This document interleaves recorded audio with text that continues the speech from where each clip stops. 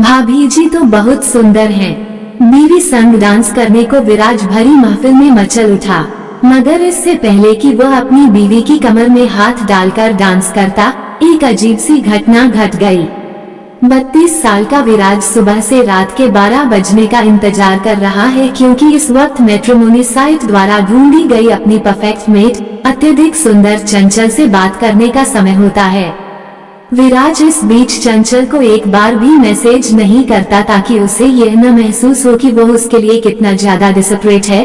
मगर हाँ, सच्चाई तो यही है कि वो तो यही चाहता है कि चंचल उसे दिन भर मैसेज करती रहे और वह 1-2 घंटों के बाद उसके मैसेज का रिप्लाई करे, और वह भी हाँ में। अब ये दिखाना भी तो जरूरी है न कि वह कितना व्यस्त रहता है, उसके पास भी बाकी काम है। अब क्या कहेंगे, इंसान की इज्जत तो उपलब्ध न होकर ही तो बनती है। अब यही वो दिन रात उसे मैसेज करता रहता है, तो चंचल को तो यही लगता न कि वो कितना फ्री और चेप है, और इसी वजह से उसका पत्ता कट हो जाए। जैसी विराज की सामान्य शक्ल है, उसके हिसाब से चंचल जैसी खूबसूरत कैंडिडेट तो उसे सपने में ही मिल सकती थी। इसलिए वह एक भी गलती नहीं करना चाहता था जिससे कि चंचल विराज को छोड़कर अपने दूसरे ऑप्शंस को गहराई से ले। दिन भर अपनी आईटी जॉब से थका, पूरी फुर्ती के साथ आधी रात कमरे से यहाँ वहाँ टहल रहा था। उसका मोबाइल बिस्तर पर पड़ा था और उसके बजने का इंतजार था, तभी मोबाइल की घंटी बजी। उसने झट से मोबाइल उठाकर मैसेज पढ़ा। वह तेजी से दौड़कर मोबाइल झपट लेता है और बिना खोले विराज मैसेज देखता है। हाय, फ्री हो क्या? चंचल का मैसेज आया। विराज ने मैसेज पढ़कर तुरंत जवाब नहीं दिया। 10 मिनट बीतने का इंतजार करने लगा, ताकि चंचल को यह महसूस हो कि विराज कितना व्यस्त इंसान है। 10 मिनट बाद विराज बोला, सॉरी, तुम्हारा मैसेज अभी अभी देखा। ऑफिस की कल एक इम्पोर्टेंट मीटिंग है, उसी की तैयारी कर रहा था। आज दिन कैसा गया तुम्हारा? और फिर चंचल से चैटिंग करने में व्यस्त हो जाता। तुम बिजी थे तो मैं भी फ्री नहीं थी। सुबह 11 बजे उठी, फिर पार्लर गई, वहीं दोपहर हो गई, फिर दोस्तों के साथ मॉल गई, शाहरुख की फिल्म देखी, वहां से घर आते आते शाम हो गई। एकदम थक गई हूँ, मन कर रहा है कि कोई हाथ पैर दबा दे बस। जब कभी मम्मी की कमर में दर्द बढ़ जाता है तो मैं ही तो अपने हाथों से उनका दर्द दूर करता हूँ।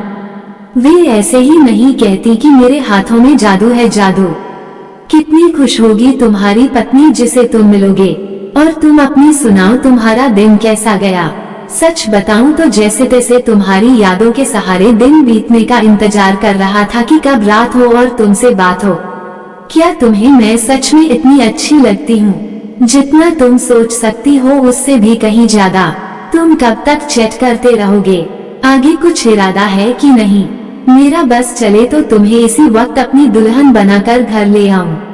सच, मेरा जी भी यही करता है।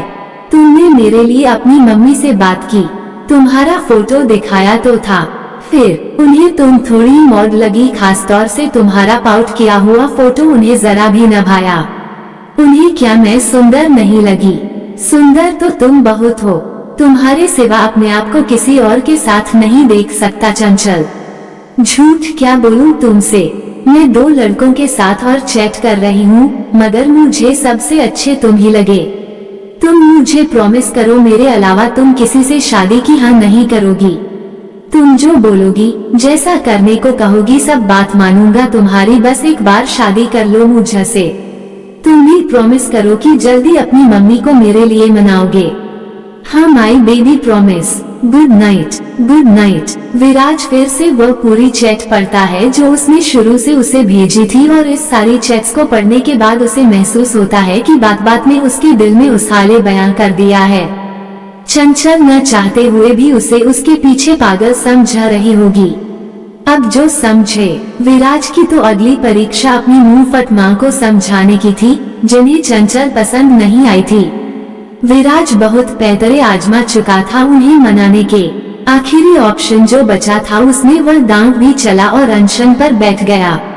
ये ले तेरे पसंदीदा आलू के पराठे। शारदा जी यानी विराज की माँ अपना पसीना पोंछते हुए थकान और पीठ दर्द के मारे एक हाथ अपनी कमर पर रख उसके पास प्लेट लेकर पहुंची। मुझे नहीं खाना कहकर विराज ने अपना मुंह फेर लिया। अब बताएगा कि लड़की के लिए और कितने दिन भूखा रहेगा तू। जैसा उसका नाम है वैसे ही निकलेगी। फिर मत बोलना मम्मी आपने बताया नहीं था, मैं शादी करूंगा तो उसी से। पता कराया था मैंने उसके बारे में। उस लड़की के घर में पैर टिकते ही नहीं, पूरा दिन पार्लर में बैठी रहती है। हर रिलीज पिक्चर वह देखती है, भले ही वह कितनी भी घटिया क्यों ना हो। जैसे तू आज भूखा बैठा है, तेरे बच्चे भी कल को ऐसे ही बैठे रहेंगे, याद रखना। ना सुंदर कितनी है वह, सुंदरता का क्या अचार डालेगा। घर गृहस्थी के लिए थोड़ी सरल और सजग लड़की की जरूरत होती है। पूरी तनख्वाह तो उसकी लिपस्टिक पाउडर में खर्च हो जानी है तेरी। मम्मी, अरे क्या हुआ, अपनी मम्मी को क्यों याद कर रहे हो? कंचन की आवाज हेडफोन लगाए विराज के कान में पड़ी और वह भूतकाल को भूत में छोड़कर वर्तमान में लौट आया और उसे एहसास हुआ कि वह तो कल की बात थी। इस बीच उसके जीवन में बहुत कुछ घट चुका है। ये तार वाला ब्रश मेरी उंगलियों में चुभ गया, विराज बर्तन धोते हुए बोला। कितनी बार कहा है बर्तन दस्ताने पहनकर साफ किया करो, और हाँ जल्दी हाथ चलाओ, पूरे कपड़े और झाड़ू पोंछा भी बचा है। चंचल की आवाज उसके कानों में पड़ी। तुम भी तो कुछ काम में मेरी मदद कर दो, इतने काम का बोझा पाकर विराज ने उसे कहा। तुम देख नहीं रहे मेरे सिर में मेहंदी और हाथों में नेल पॉलिश लगी हुई है। बर्तन धोने के पानी के छींटों को पोंछते हुए विराज ने पीछे मुड़कर चंचल की तरफ देखा, जो को 3000 की नाइटी पहनकर किसी महारानी की तरह एक पैर पर दूसरा पैर ताने सोफे में टिककर बैठ अपनी नेल पॉलिश लगी उंगलियों में फूंक मार रही थी। तभी चिंटू आकर अपनी मम्मी से कहने लगा, मम्मी मम्मी भूख लगी है, खाने को कुछ दो ना। अरे अभी कुछ देर पहले ही तो चिप्स दिए थे, इतनी जल्दी तुम्हें कैसे भूख लग जाती है? सुनो जी, इसे बिस्कुट का पैकेट दे देना। चंचल खाना पीना बनाने में अपना कीमती समय बिल्कुल जाया नहीं करती। जो काम विराज को 2 मिनट गले लगाकर अपना दुखड़ा सुनाकर 4 पपियां देकर कराया जा सकता है, उसमें वह अपने हाथ मैले क्यों करे? पेट में चूहे तो विराज के भी खूब कूद रहे थे। नाश्ते के नाम पर सुबह से 1 कप चाय मिली थी और वह भी उसने खुद बनाई थी। शायद यह अपनी माँ के बने खाने का तिरस्कार करने का ही दुष्परिणाम है जिसे वह आज भोग रहा है। अपनी चोटिल उंगली में दर्द को महसूस करते उसे हर पल अपनी माँ की कही कड़वी मगर सच्ची बातें याद आने लगी। काश समय रहते सुन लेता तो आज ये दिन देखना नहीं पड़ता। विराज खुद से बड़बड़ता है। विराज, क्या बड़बड़ा रहे हो? तुम्हारा मतलब क्या है? मैं सब समझती हूँ, चंचल बोली। मैं कह रहा था कि काश काम वाली समय रहते आ जाती तो इतना काम करना नहीं पड़ता। विराज को पता है अगर चंचल नाराज हो गई तो उसके 3 दिन सूजे हुए मुंह को मनाने के लिए 5000 से कम की चपत नहीं लगने वाली। वो तो अच्छा है कि तुम्हारा वर्क फ्रॉम होम है, नहीं तो ये सब काम मैं अकेली कैसे करती? चंचल बर्तन साफ करती हुई विराज की कमर को प्यार से पकड़ते हुए बोली। विराज मन ही मन सोचने लगा कि बीवियों को लगता है कि हम बस हेडफोन लगाकर गाने सुनते रहते हैं। सुनो जी, खाने में क्या खाओगे बताओ? चंचल ने पूछा। आंसू बस बहने ही वाले थे विराज के कि अचानक उसके चेहरे पर खुशी दौड़ने लगी कि चलो शायद आज शादी के 4 साल बाद उसे अपने कर्तव्य की याद आ गई हो। जो तुम बोलो। फ्रिज में उबले राजमा रखे हैं, उन्हीं को तड़का लगा दो और कुकर में चावल धोकर चढ़ा दो। मैं तब तक नहाकर आती हूँ। शाम को शादी में भी जाना है, याद है ना? विराज शादी का नाम सुनकर आग बबूला हो गया। फिर खुद पर नियंत्रण कर बड़बड़ाने लगा कि कर लो बेटा शादी। शादी का लड्डू किसी को नहीं पचता। अब भी वक्त है, संभल जाओ नहीं तो मेरी तरह बहुत पछताओगे। किस वक्त की बात कर रहे हो? चंचल ने पूछा। मैं बोल रहा हूँ तुम्हारे नहाने में अभी वक्त है, तब तक खाना तैयार हो जाएगा। विराज, एक बात कहूँ, तुम्हें पाकर मैं धन्य हो गई। I love you. तुम्हारा जैसा हस्बैंड सबको मिले। चंचल उसके गालों को चूमकर टॉवेल उठाकर नहाने चल गई। पिछले 4 सालों से यही खेल चल रहा है। जैसे ही उसे अपने दुख का एहसास हो, चंचल उसे कोई न कोई लॉलीपॉप दिखाकर वापस अपनी ओर खींच लेती। चंचल की तो नहीं पर विराज की जिंदगी ऐसे ही कभी खुशी कभी गम मोड़ पर बीते जा रही थी। अपनी इतनी तारीफ सुनकर विराज की थकी रगों में तेजी आ गई। उसने चंचल के आने से पहले झटपट डाइनिंग टेबल तरह तरह के व्यंजनों से सजा दी। उसे पता था चंचल को नहाने में आज पूरा 1 घंटा लगने वाला है, इसलिए उसने चिंटू को खाना खिलाकर सुला दिया। छिपते छिपाते थोड़ा बहुत अपना पेट भी शांत कर लिया। बाथरूम से निकलते समय चंचल की नजर घड़ी पर गई। अरे दोपहर के 2 बज गए। चिंटू को खाना खिला दो। खाना खिला भी दिया और सुला भी दिया। Perfect father. तुम भी खा लो, सुबह से भूखे होंगे। तुम्हारे बिना आज तक खाया है कभी? मुस्कुराते हुए चंचल ने कहा। बस 2 मिनट में आए। पूरे आधे घंटे बाद चंचल और विराज खाना खाने आखिरकार बैठ गए। आज शाम का क्या प्लान है? मैं खाना खाने के बाद पार्लर निकलूंगी। तुम चिंटू को लेकर शादी में आ जाना, हम सीधा वहीं मिलेंगे। तुमने इतना महंगा मेकअप का सामान ऑनलाइन खरीदवाया तो था, उसी से तैयार हो जाओ। तुम तो हो ही इतनी सुंदर, तुम्हें हर बार पार्लर जाने की क्या जरूरत है? वो कोई खास काम का नहीं और मेरी सेंसिटिव स्किन को सूट भी नहीं कर रहा। अब तुम भी अपनी मम्मी जैसे बात मत करो। इतना कमाते किस लिए हो? खाना खत्म करने के बाद अपना ATM मेरे पर्स में रख देना और कार की चाबी भी। कार की चाबी क्यों? ऑटो कर लो। चिंटू मेरे साथ रहेगा तो 2 व्हीलर में हम कैसे आएंगे? मैं इतनी तैयार होकर क्या ऑटो से शादी वाले घर जाऊंगी? लोग क्या कहेंगे? अच्छा ठीक है, संभाल के चलाना। अपनी और चंचल की खाने की प्लेट धुलने रखकर विराज सीधे अपना पर्स खोलकर अपना क्रेडिट कार्ड मजबूती से पकड़कर ठगा हुआ सोच रहा था कि अपनी खून पसीने की कमाई केवल पार्लर में बहती जा रही है और कहने को मेकअप भी न्यूड।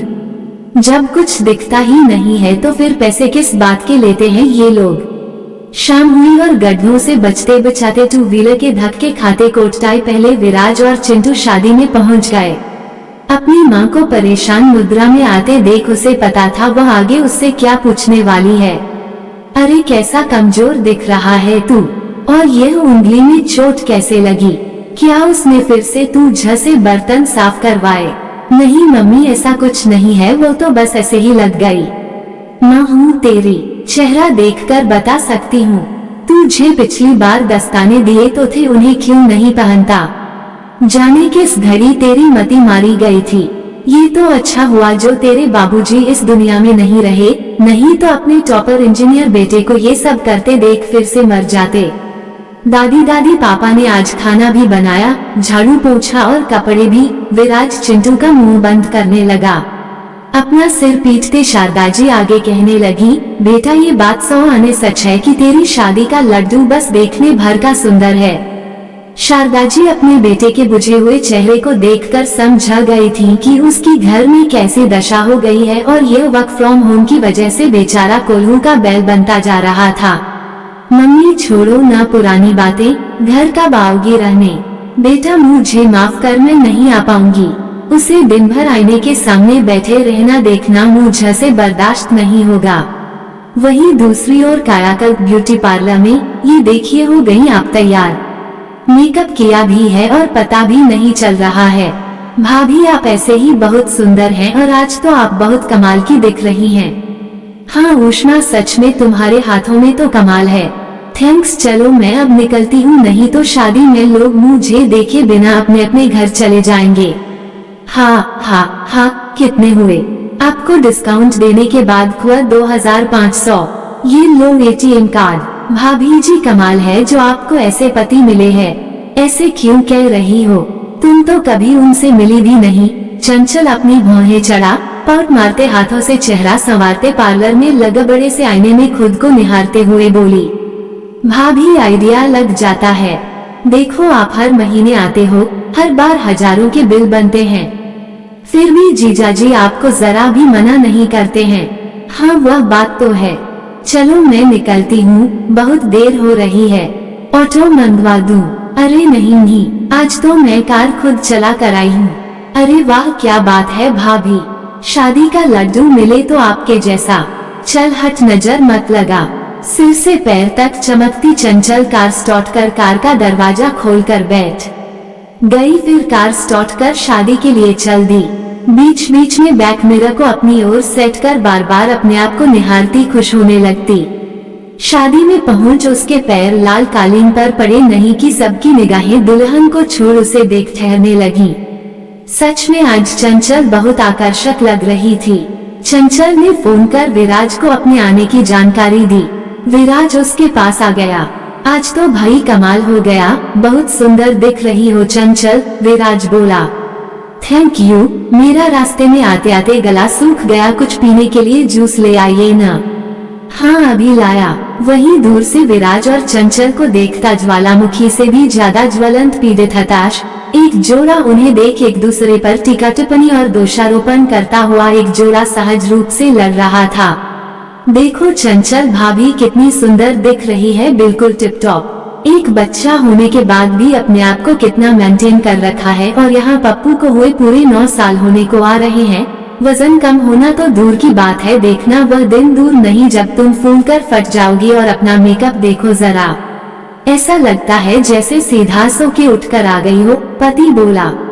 आपको पता है विराज भाई साहब घर में कितना काम करते हैं, अगर आप उनके जैसे एक दिन में बन जाएं और मैं चंचल भाभी से कम दिख जाऊं तो मेरा नाम अभिलाषा नहीं। सब फालतू की बात, फालतू की बात। सुबह से शाम तक मेरी जिंदगी हल्दी मिर्ची रायजीरे के बीच बस भूनती जा रही है। आप ना कभी किचन में मेरी मदद करना, नहीं अपने बच्चे को देखना। मुझे अपने लिए वक्त कहाँ से मिलेगा बताइए। एक बात और बता दूं, लोगों को दूसरों की थाली में रखा लड्डू ज्यादा पसंद आता है, अपनी थाली का तो जहर लगता है। जहर जहर है तो जहर ही तो लगेगा। तुमसे तो कोई बात करना ही बेकार है। हाँ तो मत करिए, मैं चली कुछ खाने। जाओ और अपना और वजन बढ़ाओ, देखना दूसरों के लिए कुछ बचने न पाए। शायद नहीं सुना, जाने दो। कहाँ गई चंचल भाभी? वो यहाँ वहाँ उन्हें ढूंढने लगा। तभी उसकी नजर चंचल पर पड़ी तो उसकी आंखें खुशी से चमकने लगी। सब एक पंडाल के नीचे बैठे थे, सामने डीजे बज रहा था। तभी वहाँ से एक लड़की आती है और चंचल के पास आकर उससे बोली, नमस्ते चंचल भाभी, विराज भैया आइए न, डीजे चालू होने वाला है। हाँ हाँ बस आए, चंचल तपाक से बोल विराज का हाथ खींचते हुए डांस फ्लो में ले जाने लगी। चंचल तुम्हें पता है मुझे डांस करना नहीं आता, तो क्या मैं अकेले डांस करूंगी? आइए न मेरे लिए थोड़ा सा बस। ठीक है तुम कहती हो तो। विराज उसके साथ नाना करते हुए भी एक बार में उठ खड़ा हुआ।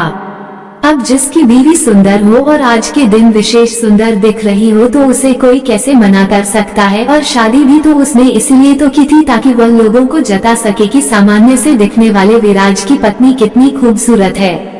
वे दोनों और बाकी लोग डांस फ्लो में आकर खड़े हो चुके थे। चंचल को डांस करते देखने के लिए भीड़ इकट्ठा हो गई।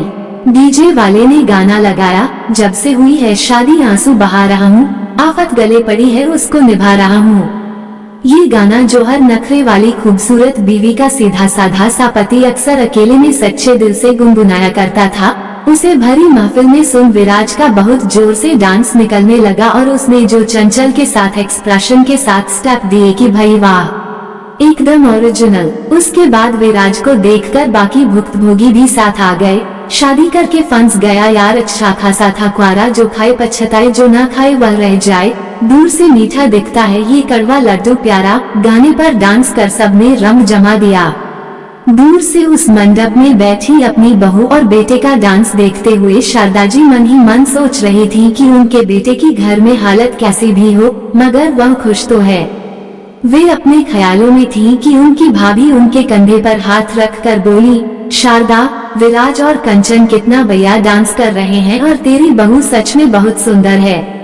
हाँ भाभी, ये तो उसकी जिंदगी की हकीकत के गाने हैं। मेरी बहू अपनी खूबसूरती के बल पर घर में कुछ अलग तरीके से बेटे को नचाती है, यहाँ दूसरे तरीके से। शारदा मीठे जूस को पीते हुए बोली, जो उसे सच में बड़ा कड़वा लग रहा था। शादी के लड्डू की परफेक्ट विधि बहुत सिंपल है, एक दूसरे की खामियों के साथ एक दूसरे को खुशी खुशी स्वीकार करना, बाकी सब तो मोह माया है। आपको ये कहानी कैसी लगी हमें कमेंट कर जरूर बताएं। इसी तरह की अच्छी कहानियाँ आप यहाँ पर पढ़ सकते हैं। यहाँ उपस्थित शिक्षाप्रद कहानियाँ आपका मनोरंजन करने के साथ दिशा भी देंगी, तो बने रहिए हमारे साथ और हमारे प्रयास को सफल बनाएं।